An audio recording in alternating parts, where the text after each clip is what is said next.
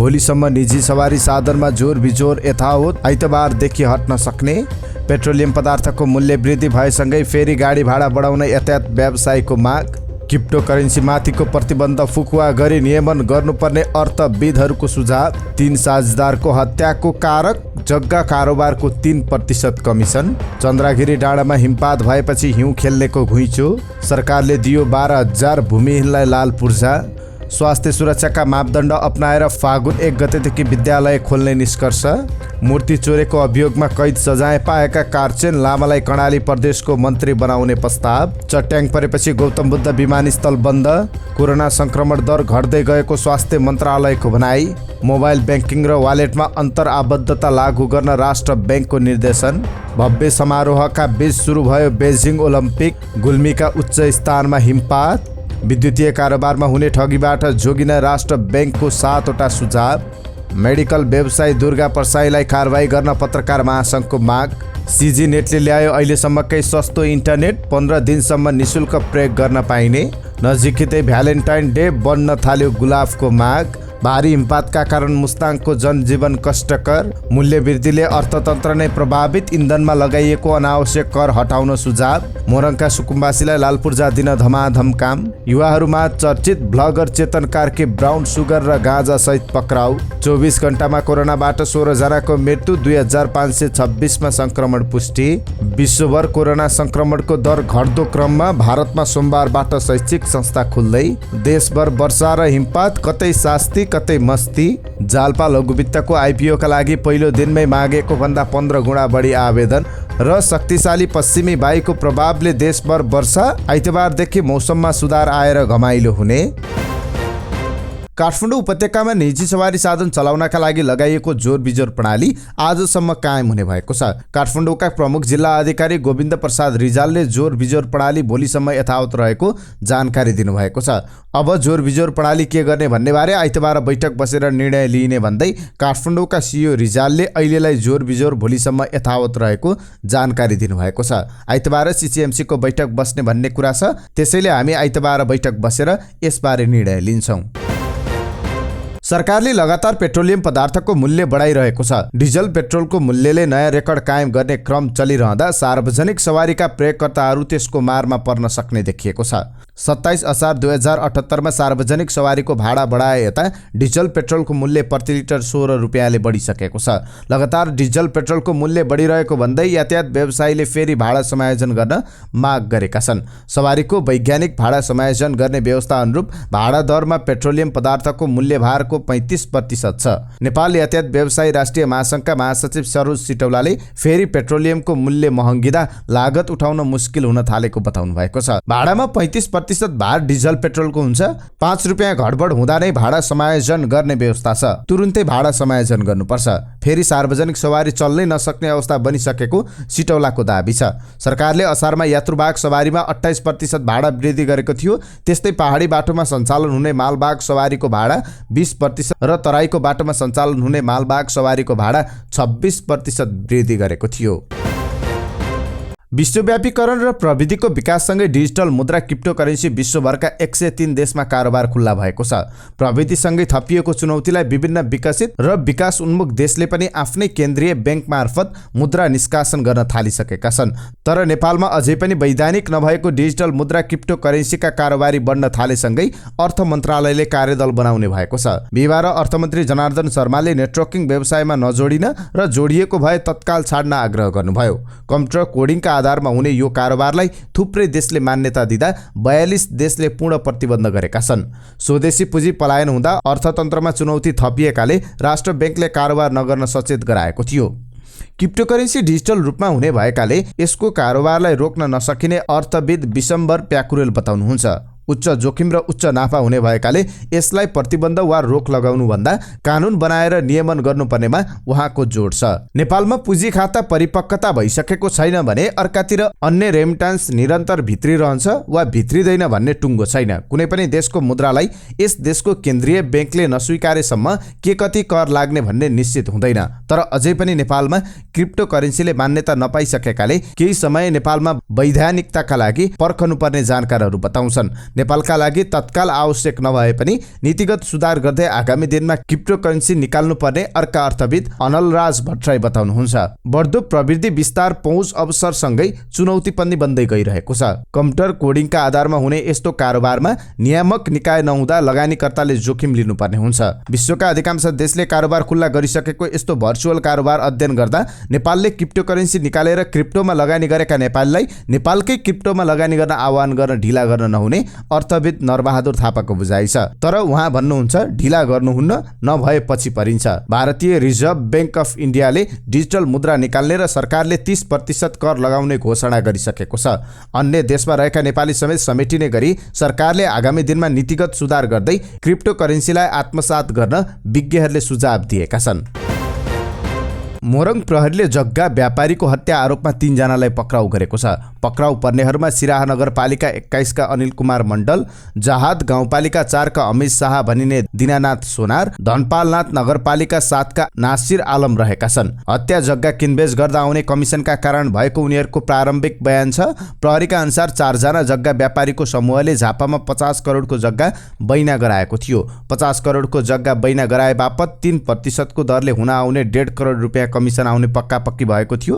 तर कमिसनका विषयमा मोहन लिम्बुले धेरै भाग खोजेपछि कमिसन एकलौटी पार्ने उद्देश्यका साथ मण्डलले पहिले लिम्बु र पछि 2 जनाको हत्या गराएका थिए। प्रहरीका अनुसार जग्गाको कमिसनको विषयमा कुरा नमिलेपछि मण्डलको समूहले 28 गते लिम्बुलाई ललितपुरको धापा खेलमा बोलाएर हत्या गरेका थिए। हत्या गरिसकेपछि उनले घरको कम्पाउन्डमा खाल्टो खनी गाडेका थिए। उक्त हत्याकाण्डको पोल खुल्ने डरले पछि मण्डलको समूहले राजेन्द्र कुमार श्रेष्ठलाई उखुबारीमा हत्या गरी खाल्टो खनी गाडेका थिए। राजेन्द्र कुमार श्रेष्ठलाई पुसको 5 गते र शम्भु चौधरीलाई पुसको 7 गते मोरङमा हत्या गरेका थिए। त्यसपछि शव बेपत्ता बनाउन लिम्बुको घर धापा खेलकै एक घरको कम्पाउन्ड र श्रेष्ठ र चौधरीको शव मोरङको धानपालनाथ गाउँपालिका 7 कमलपुरमा रहेको उखुबारीमा खाल्टो खनेर गाडिएको थियो। अस्ति रातिबाट परेको अविरल वर्षाका कारण चन्द्रागिरी डाँडोमा हिमपात भएको छ। राजधानीको पर्यटकीय क्षेत्रको रूपमा रहेको उक्त क्षेत्रमा हिजो बिहानैदेखि हिमपात भएको हो। चन्द्रागिरी रिसोर्ट, भालेश्वर मन्दिर, केबलकार स्टेसन लगायतका क्षेत्रमा हिउँले ढाकेको चन्द्रागिरी हिल्स लिमिटेडका महाप्रबन्धक अभिषेक विक्रम शाहले जानकारी दिनुभयो। गत पुसको दोस्रो सातामा उक्त स्थानमा हिउँ परेकोमा आज दोस्रो पटक बाक्लो हिमपात भएको छ। पहिलो पटक हिउँ पर्दा चन्द्रागिरीमा हजारौं युवा युवती हिउँ खेल्न पुगेका थिए। पश्चिमी न्यूनचापीय प्रणाली देशभर सक्रिय भएकाले अहिले हिमाली र उच्च पहाडी भेगमा हिमपात हुनुका साथै अन्य धेरै स्थानमा वर्षा भइरहेको छ। भूमि व्यवस्था, सहकारी तथा गरिबी निवारण मन्त्री शशि श्रेष्ठले चितवन जिल्लाको इच्छा कामना गाउँपालिकाको गाउँ ब्लकमा रहेका भूमिहीनलाई आज लाल पूर्जा वितरण गर्नुभएको हो। मन्त्री श्रेष्ठले गाउँपालिकाको 36 परिवारलाई लाल पूर्जा वितरण गर्नुभएको हो। मन्त्री श्रेष्ठले देशभरका गाउँ ब्लकमा रहेका नागरिकलाई जग्गा वितरण गरिसक्ने लक्ष्यसहित मन्त्रालयले अभियान सञ्चालन गरेको बताउनुभयो। हालसम्म करिब 12,000 घर परिवारलाई लाल पूर्जा वितरण गरिसकिएको पनि उहाँले जानकारी दिनुभयो।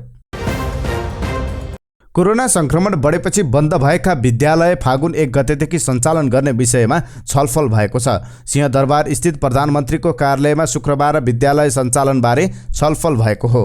शिक्षा, विज्ञान तथा प्रविधि मन्त्रालयका प्रवक्ता दीपक शर्मा, प्रधानमन्त्री कार्यालयका सहसचिव, संघीय मामिलाका सहसचिव, स्वास्थ्य तथा जनसङ्ख्या मन्त्रालयका विज्ञ, अभिभावक महासङ्घ, प्याप्सन र एनप्याप्सन लगायतका पदाधिकारीहरू बैठकमा सहभागी भएका थिए। स्वास्थ्य सुरक्षाका मापदण्ड अपनाएर जोखिम कम हुने ठाउँमा फागुन 1 गतेदेखि विद्यालय खोल्ने निष्कर्ष निकालिएको नेपाल अभिभावक महासङ्घका अध्यक्ष सुप्रभात भण्डारीले जानकारी दिनुभयो। उहाँका अनुसार यसको जिम्मा डिसिएमसी र स्थानीय तहलाई दिनुपर्ने लगायतका विषयमा छलफल भएको थियो। यसको थप निर्णय भने सिसिएमसीको बैठकले लिने भण्डारीले जानकारी दिनुभयो। उहाँका अनुसार आगामी आइतबार सिसिएमसी बैठक बस्नेछ।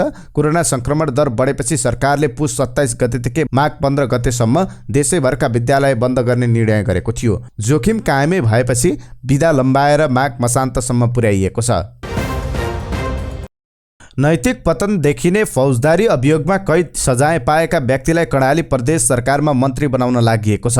नेकपा माओवादी केन्द्रले मन्त्री परिषद सिफारिस गर्न लागेका हुम्लाका कार्चेन लामा, छिरिङ दुमदुम लामाले मूर्ति चोरी अभियोगमा फौजदारी मुद्दा खेपेका थिए। चीनको ताक्लाकोटमा रहेको गुम्बाको मूर्ति चोरी गरेको आरोपमा उनीसँगै छिरिङ पाल्दुम लामाले पनि सजाय पाएका थिए। झण्डै 1200 वर्ष पुरानो प्राचीन मूर्ति चोरेको अभियोगमा जिल्ला प्रहरी कार्यालय हुम्लाले 2049 मङ्सिर 14 गते नैतिक पतन देखिने गरी फौजदारी अभियोगमा मुद्दा अदालतमा दर्ता गरेको थियो। त्यसको 2 वर्षपछि 2051 मङ्सिर 25 गते तत्कालीन जिल्ला न्यायाधीश नीलकण्ठ उपाध्यायको इजलासले उनीहरूलाई 2 वर्ष कैद 5-5 हजार रुपियाँ जरिवाना हुने फैसला गरेको थियो। हुम्ला जिल्ला अदालत स्रोतका अनुसार प्राचीन स्मारक संरक्षण ऐन 2013 को 1 बमोजिम कसुर ठहर गरी उनीहरू विरुद्ध फैसला सुनाइएको थियो। लामा हाल सांसद समेत छैनन्। माओवादी कर्णाली प्रदेश सभामै दलभित्रै उनलाई मन्त्री बनाउन लागेपछि अन्तर्विरोध सुरु भएको छ। दलभित्र भएका महिला सांसदलाई समेत व्यवस्था गरी गैर सांसदलाई मन्त्री बनाउन लागिएपछि माओवादी केन्द्रभित्र अन्तर्विरोध सुरु भएको छ। माओवादी केन्द्रले लामालाई 6 महिनाका लागि मन्त्री बनाउने गरी नाम अगाडि सारेको छ। सांसद नभएको व्यक्ति सरकारमा 6 महिनासम्म मन्त्री हुन सक्ने संवैधानिक व्यवस्था छ। www.setoparty.com बाट यो खबर लिएका छौं। गौतम बुद्ध विमानस्थल बन्द भएको छ। शुक्रबार परेको वर्षा हावा र विमानस्थल नजिकै परेको चट्याङका कारण टावरमा समस्या आएपछि विमानस्थल बन्द गरिएको हो। विमानस्थलका महाप्रबन्धक गोविन्द प्रसाद ढकालका अनुसार दिउँसो 4 बजे टावर नजिकै परेको चट्याङले टावरमा धुवाँ उडेको थियो। साथै टावरको तार चुडिएको र रनवेको लाइट बिग्रिएका कारण विमानस्थल बन्द गरिएको दाहालले जानकारी दिनुभएको छ। स्वास्थ्य तथा जनसङ्ख्या मन्त्रालयले नेपालमा कोरोना भाइरस कोभिड-19 को संक्रमण दर घट्दै गएको बताएको छ। स्वास्थ्य तथा जनसङ्ख्या मन्त्रालयकी प्रवक्ता डाक्टर सङ्गीता मिश्रले पछिल्लो केही दिन यता नेपालमा कोरोना संक्रमण दर घट्दै गएको बताउनु भएको हो। शुक्रबार न्युज एजेन्सी नेपालसँगको संक्षिप्त कुराकानीमा उहाँले छिमेकी मुलुक भारतको आन्ध्र प्रदेश बाहेक अन्य राज्यहरूमा पनि कोरोना भाइरसको नयाँ भेरिएन्ट ओमिक्रोनको संक्रमण दर घट्ने क्रममा रहेको र त्यसको प्रभाव नेपालमा पनि परेको बताउनु भएको छ। स्वास्थ्य सतर्कता अपनाएकै कारण यसको संक्रमण घटेको भन्दै उहाँले स्वास्थ्य मापदण्ड पालना गर्न सबैलाई पुनः सचेत गराउनुभयो। नेपाल राष्ट्र ब्याङ्कले विद्युतीय भुक्तानी सेवा प्रदायकलाई अन्तर आबद्धता सेवा लागू गर्न निर्देशन दिएको छ। एउटा सेवा प्रदायकबाट अर्को सेवा प्रदायकलाई भुक्तानी गर्न सक्ने गरी प्रणाली बनाउन राष्ट्र ब्याङ्कले निर्देशन दिएको छ। नेपाल राष्ट्र ब्याङ्कको यो निर्देशनसँगै अब कुनै पनि वालेट जस्तै यी सेवाबाट अर्को वालेट खल्तीमा पैसा पठाउन सकिनेछ। एउटा वालेटबाट अर्को कम्पनीको वालेटमा रकम पठाउन सकिने व्यवस्था यसअघि अनिवार्य थिएन। त्यस्तै व्यवस्था क्युआर का लागि पनि लागू हुने राष्ट्र ब्याङ्कले बताएको छ। क्युआर कोडमा 95% भन्दा ठूलो हिस्सा फोन पे को मात्रै छ। अर्को कम्पनी स्मार्ट क्युआर को सबै ठाउँमा सेवा विस्तार भइ नसक्दा भुक्तानीमा सर्वसाधारणलाई समस्या हुने गरेको छ। फोन पे को क्युआर र स्मार्ट चोइस को क्युआर एक अर्कामा अन्तर आबद्धता नहुँदा भुक्तानीमा अप्ठ्यारो पर्ने गरेको थियो। अब एकले अर्काको क्युआर सजिलै स्वीकार गर्नुपर्नेछ। एक भव्य समारोह बीच बेजिङ ओलम्पिक नेपाली समयअनुसार शुक्रबार साँझ सुरु भएको छ। 24औं शीतकालीन ओलम्पिकको चीनका राष्ट्रपति सी जिनपिङले स्थानीय समयअनुसार शुक्रबार राति 8 बजे औपचारिक उद्घाटन गर्नुभएको छ। शुक्रबार साँझदेखि सुरु भएको शीतकालीन ओलम्पिकलाई चीनले आफ्नो वैभव प्रदर्शन गर्ने माध्यम बनाएको छ। यो ओलम्पिकको उद्घाटन समारोहमा विश्वभरका 97 मुलुकको प्रत्यक्ष उपस्थिति रहेको छ। उद्घाटन समारोहमा रसियन राष्ट्रपति भ्लादिमिर पुटिन पनि पुग्नु भएको छ। अमेरिका र भारतसँगको राजनीतिक तनावका बीच चीनले शीतकालीन ओलम्पिकलाई भव्य बनाउन कुनै कसर बाँकी राखेको छैन। शीतकालीन ओलम्पिकमा नेपालबाट भने कुनै खेलाडी सहभागी भएका छैनन्। भारतका एकमात्र खेलाडी सामेल भएका छन्। बिहिबार रातिदेखि गुल्मीका उच्च पहाडी स्थानमा वर्षासँगै हिमपात भएको छ। रेसुङ्गा, मदाने, सालिमेदह लगायतका उच्च पहाडी स्थानमा हिमपात भएको हो। गत पुस महिनाको 15 गते रेसुङ्गामा व्यापक हिउँ परेको थियो। यस वर्ष रेसुङ्गामा दोस्रो पटक हिउँ परेको छ। शुक्रबार दिनभर पानी परेकाले जिल्लाका उच्च स्थानमा हिउँ परिरहेको छ। सदरमुकाम तम्घासबाट उच्च स्थानमा रहेको रेसुङ्गा डाँडामा हिउँ पर्दा तम्घास बजारका स्थानीयले नजिकैबाट हिउँ परेको दृश्य अवलोकन गर्न पाएका छन्। सधैँजसो हरियाली डाँडा देखिने रेसुङ्गामा हिउँ पर्दा मनमोहक दृश्य बनेको छ। विद्युतीय माध्यमबाट ठगीका घटना बढेको भन्दै सचेत रहन नेपाल राष्ट्र ब्याङ्कले आग्रह गरेको छ। विद्युतीय कारोबारमा आकर्षण बढेसँगै ठगीका घटनाहरू पनि केही बढेको नेपाल राष्ट्र ब्याङ्कले बताएको छ। ग्राहकहरूलाई अपराधिक समूहले ठगी गरेको धेरै उजुरी परेको भन्दै अपरिचित व्यक्तिहरूबाट सजग रहन राष्ट्र ब्याङ्कले आग्रह गरेको छ। सामाजिक सञ्जाल मार्फत चिन्जानका मान्छेको नाममा रकम माग गर्ने, ब्याङ्कबाट फोन गरेको भन्दै इन्टरनेट तथा मोबाइल ब्याङ्किङको युजर नेम तथा पासवर्ड माग्ने, चिट्ठा परेको भन्दै रकम माग्ने र ठगी भइरहेको राष्ट्र ब्याङ्कले बताएको छ। नेपाल पत्रकार महासंघले झापा स्थित बीएनसी अस्पतालका सञ्चालक दुर्गा परसाईले पत्रकारलाई धम्की दिएको भन्दै आपत्ति जनाएको छ। अस्पतालका बारेमा एक सञ्चार माध्यममा प्रकाशित समाचारको खण्डनका लागि अस्पतालका कार्यकारी निर्देशक परसाईले पत्रकार सम्मेलन गरेर पत्रकारहरूलाई सार्वजनिक रूपमा धम्की दिएको भन्दै घटनाप्रति गम्भीर ध्यानाकर्षण भएको महासंघले जनाएको छ। महासंघ झापा शाखाका अनुसार कार्यकारी निर्देशक परसाईले अस्पतालबारे एक सञ्चार माध्यममा आएको समाचारको खण्डन गर्न 2078 माघ 19 गते पत्रकार सम्मेलनको आयोजना गरी पत्रकारिताको बदनामसँगै पत्रकारहरूलाई सार्वजनिक रूपमा ठाडो धम्की दिएका थिए। कुनै पनि सञ्चार माध्यममा सम्प्रेषित समाचारप्रति चित्त नबुझे वा कुनै गुनासो रहे यस उपर कानुनी उपचार खोज्न सकिने प्रावधान र स्थापित पद्धति छ। महासंघले भनेको छ, यसलाई व्यवस्था गर्दै अस्पताल जस्तो संवेदनशील निकायका जिम्मेवार व्यक्तिबाट पत्रकारलाई सार्वजनिक रूप ठाडो धम्की दिनु आपत्तिजनक रहेको विज्ञप्तिमा भनिएको छ। चौधरी ग्रुप अन्तर्गतको सिजी कम्युनिकेसन लिमिटेडले सिजी नेटको सेवामा ग्राहकलाई 15 दिनसम्म निशुल्क इन्टरनेट दिने भएको छ। पहिले ट्राई गरौँ अनि सब्सक्राइब गरौँ भन्ने योजना अनुरूप सिजीले 15 दिनसम्म निशुल्क सेवा दिने भएको हो। अनुभव गरेर मात्र इन्टरनेट जडानको निर्णय लिन सहयोग पुर्याउने उद्देश्यले कम्पनीले यस्तो सुविधा सार्वजनिक गरेको हो। यो सुविधा प्रयोग गर्न ग्राहकले कम्पनीको वेबसाइटमा दर्ता गराउनु पर्नेछ। यो सुविधा नयाँ ग्राहकले मात्र लिन सक्नेछन्। सिजी टेलिकमले हालै काठमाडौँ उपत्यकाभर आफ्नो सेवा विस्तार गरिरहेको छ। सिजीले मासिक 649 रुपियाँमा 50 MBPS र 999 रुपियाँमा 120 MBPS गतिको इन्टरनेट दिँदै आएको छ। स्वदेशी उत्पादन कम भएकाले विगतको वर्षभन्दा यस वर्ष प्रेम दिवसका लागि भारतबाट 50,000 बढी रातो गुलाब आयात गरिने भएको छ। कोरोनाको कारण विगत 2 वर्षदेखि व्यापारीहरूले यस व्यवसायमा थप लगानी नभएको तथा माघको सुरुवातदेखि नै घाम नलागेका कारण रातो गुलाब उत्पादनमा कमी आएकाले आयात वृद्धि गर्नुपर्ने भएको छ। प्रेमको प्रतीक मानिने रातो गुलाबको गत वर्ष 1,80,000 स्टिक बजारमा माग रहेको थियो भने यस वर्ष बजारमा माग 50,000 स्टिकले बढेको छ। अघिल्लो वर्ष बजार मागको 20% स्वदेशी उत्पादन थियो। अहिले मागको 10% मात्र धान्ने अवस्था रहेको फ्लोरिकल्चर एसोसिएसन नेपालका अध्यक्ष मिनबहादुर तामाङले जानकारी दिनुभयो। अध्यक्ष तामाङका अनुसार यस वर्ष 2,50,000 स्टिक गुलाब खपत हुने अनुमान गरिएको छ। हरेक वर्ष 2 करोड रुपियाँ गुलाबको आर्थिक कारोबार हुने गरेको छ। यसरी ल्याइने फुलमध्ये 40% काठमाडौँ उपत्यकामा र अन्य बाँकी देशका मुख्य सहरमा खपत हुन्छ। हिमालपारीको जिल्ला मुस्ताङमा दोस्रो पटक भारी हिमपात भएको छ। बिहिबार दिउँसोदेखि परेको निरन्तर हिमपात शुक्रबार बिहान मात्र रोकिएको हो। हिउँ परेसँगै मुस्ताङका डाँडाकाँडा, खर्के र बस्ती सबै सेताम्मे भएका छन्। मुस्ताङमा परेको दोस्रो पटक हिमपातको प्रभाव उपल्लो मुस्ताङ भन्दा तल्लो मुस्ताङमा बढी देखिएको छ। उपल्लो मुस्ताङमा 2 फिट हिउँ परेको थियो भने तल्लो मुस्ताङमा 3 फिट बढी हिउँ परेको जिल्ला प्रशासन कार्यालय मुस्ताङले जनाएको छ। दोस्रो पटकको भारी हिमपातको प्रभावले उपल्लो मुस्ताङ जाने सडक र जोमसोम मुक्तिनाथ सडक पूर्ण रूपमा बन्द भएको छ भने बेनी जोमसोम सडक अन्तर्गत जोमसोमदेखि घाँसासम्मको सडकमाथि हिउँ थुप्रिएको छ। मुस्ताङका 5वटा स्थानीय तहमा भारी हिमपात भइरहेको छ। पहिलो हिमपात परेको 1 महिनापछि मुस्ताङमा दोस्रो पटक भारी हिमपात भएको हो। दैनिक जसो मूल्य वृद्धिको असर न्यून आय भएका वर्गलाई परेको छ नै, त्यसले समग्र देशको अर्थतन्त्र नै प्रभावित बनाएको छ। कोभिडले गम्भीर असर पारेको अर्थतन्त्रमा पेट्रोलियम पदार्थ लगायत दैनिक उपभोग्य वस्तुको मूल्यमा बारम्बारको मूल्य वृद्धिले अर्थतन्त्रमा थप अर्को चुनौती थपिएको छ। इन्धनमा चरणबद्ध मूल्य वृद्धिको असर चुलो चौकोसम्म पर्ने निश्चित छ।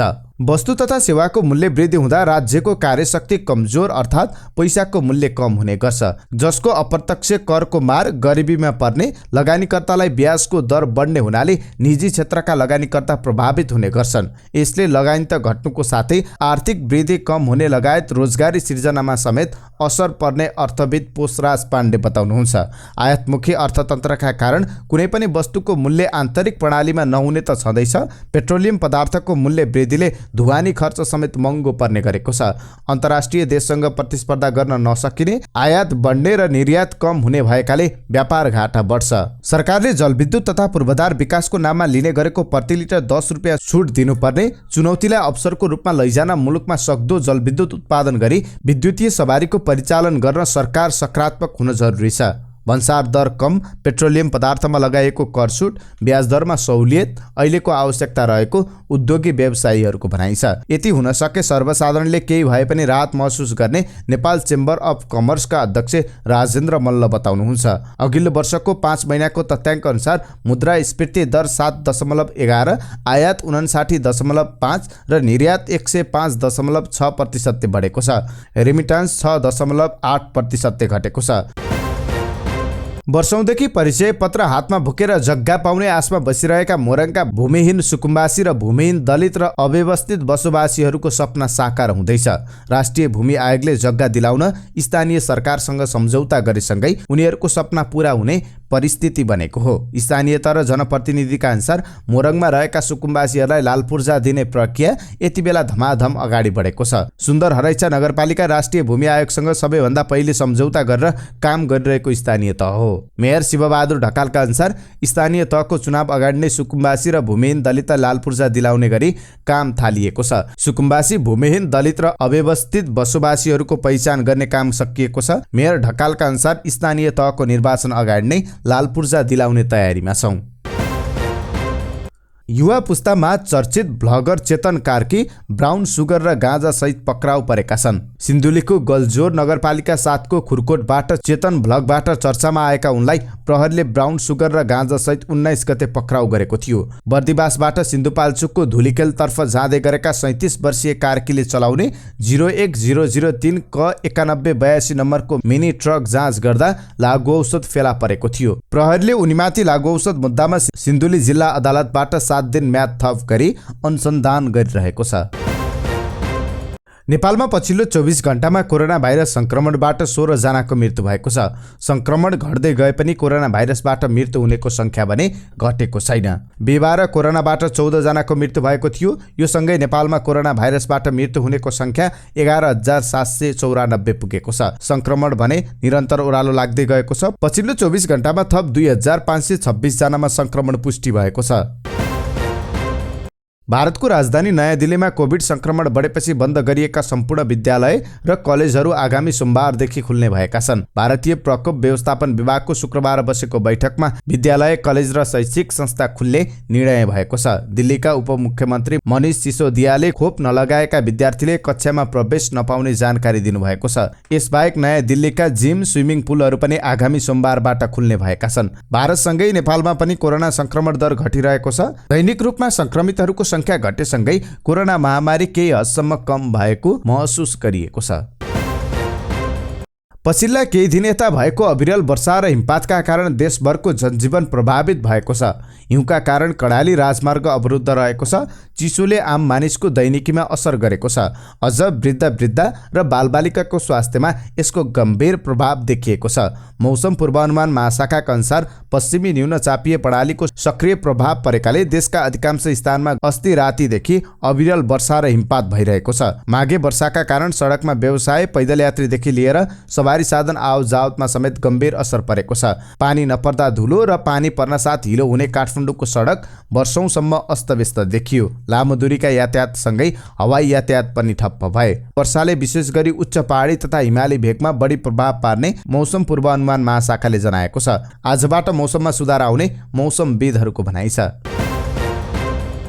करिब 6 महिनापछि खुलेको साधारण शेयर आइपिओमा सर्वसाधारणको आकर्षण देखिएको छ। शुक्रबारदेखि आवेदन खुल्ला भएको जाल्पा सामुदायिक लघुवित्त वित्तीय संस्थाको आइपिओमा पहिलो दिन नै 15 गुणा बढी आवेदन परेको छ। शेयर बजारको महत्त्वपूर्ण तथ्याङ्क राख्ने निकाय सिडिएस एन्ड क्लियरिङ लिमिटेडले दिएको जानकारी अनुसार हिजो साँझ 6 बजेसम्म करिब 6 लाख आवेदकहरूबाट 83 करोड 12 लाख रुपियाँ बराबरको 83,12,000 किता शेयरका लागि आवेदन परेको छ। यो माग गरिएको आवेदन भन्दा 15 गुणा बढी हो।